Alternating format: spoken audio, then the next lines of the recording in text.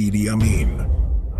Known as Big Daddy by his supporters and the Butcher by his critics, Idi Amin went from being a dirt poor boy from a town in northwest Uganda, so remote nobody knows its name, to becoming the third president of Uganda and a speaker on the global political stage. He was infamous for his ruthless stomping down of perceived traitors, expulsion of non-Africans, his widespread terror, and his taking joy in humiliation. Idi Amin's exact birth date is uncertain, with historians estimating anywhere between 1925 and 1928 as the true date. When Amin was born, his parents split, and it's believed he was largely raised by his mother, although he still saw his father infrequently. He grew up in the West Nile province among the Kakwa people, a small Islamic tribe who had settled in the region just a few decades prior. As a child and into his teen years, it's reported that he received little education due to limited opportunities for West Nile Ugandans, and by 21 he had few options on what to do next. Rather than attempt to cobble together more of an education, he joined the former British regiment, the King's African Rifles, and began the training that would come to define his future rule. Allegedly beginning his career as an assistant cook, he quickly rose through the ranks, taking promotion after promotion on his rise to the top. He was deployed to Somalia in 1949, helped put down the Shifta rebels, and was deployed again to snuff out the Mau Mau rebellion in Kenya. Along with being a skilled soldier, he was also quickly gaining a reputation for his cruelty. Amin showed so much unnecessary brutality during interrogations that it almost derailed his military career, but instead he was promoted to Effendi in 1959, the highest possible rank for a black African soldier in the British military. In addition to his military prowess at the KAR, Amin was also a skilled boxer, becoming a renowned Ugandan amateur boxing champion. His physical prowess and affinity for conflict spanned across his professional and personal life. Uganda was pushing towards independence as the 1950s came to a close, and Amin made a key alliance with Apollo Milton Obote, the leader of the Uganda People's Conference.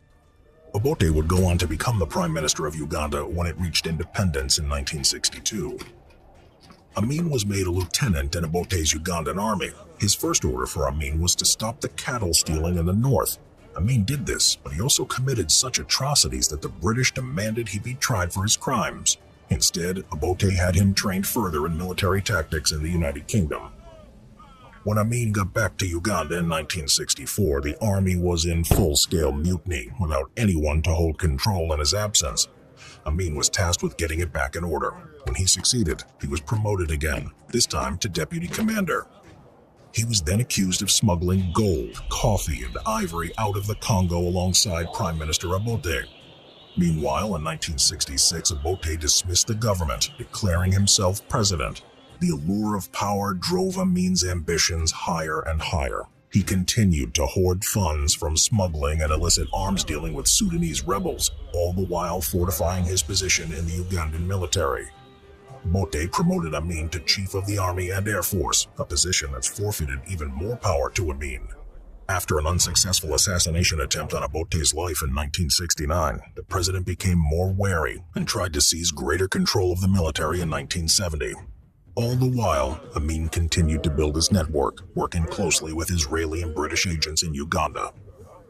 Mistrusting of Amin, Obote attempted to demote him, but this too failed. While Obote was traveling to Singapore, Amin took advantage. In 1971, he staged a successful coup on the Ugandan government.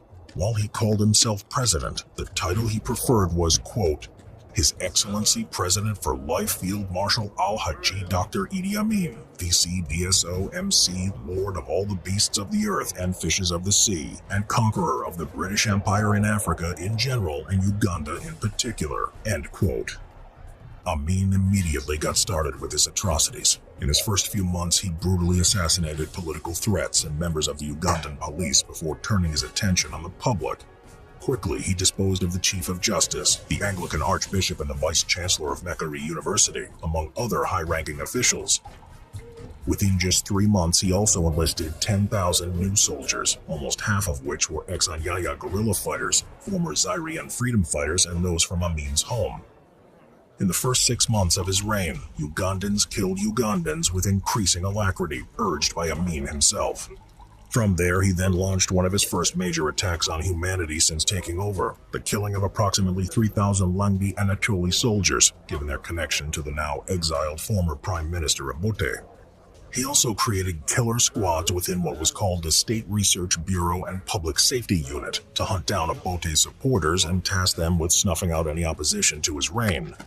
Obote, from his exile in Tanzania, attempted to rally his followers to retake Uganda, but was unsuccessful.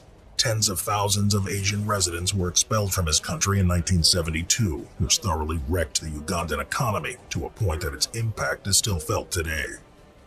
He publicly insulted the leaders of the free world, including the United States and Great Britain, and reversed Uganda's relations with Israel, instead buddying up with Colonel Muammar Mohammed al-Gaddafi of Libya, as well as the Soviet Union and the Palestinians.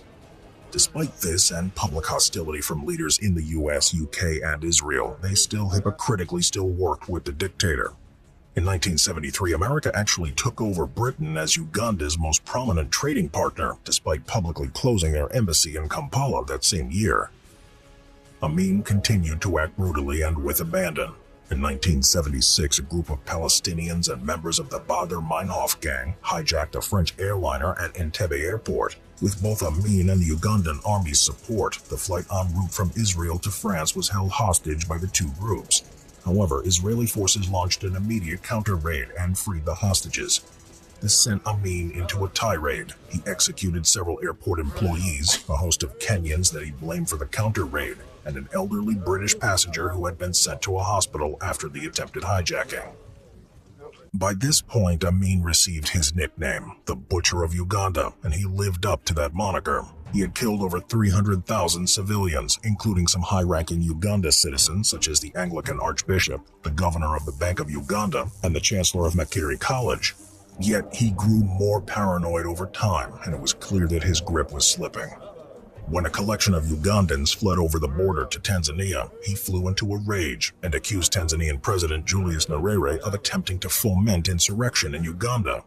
In typical Amin fashion, he immediately turned to military action in an attempt to enact his revenge. He sent a mixture of Ugandan military and Libyan support into Tanzania, aiming to punish Nyerere as well as those that had deserted. His goal was to take Kagera Salient, a small territory north of the Kagera River. While he initially took the strip of land, it didn't last long. Just 2 weeks later, Nyerere launched a counterattack with the help of Ugandan rebels. The momentum quickly went against Amin as the rebels and Tanzanians took Kampala. Amin's military was driven back to the capital, and when it became clear he wasn't going to win, Amin fled the country, leaving the Ugandan rebels to put Yusufu Lule into the role of president, effectively ending Amin's bloody reign of terror. Amin's retreat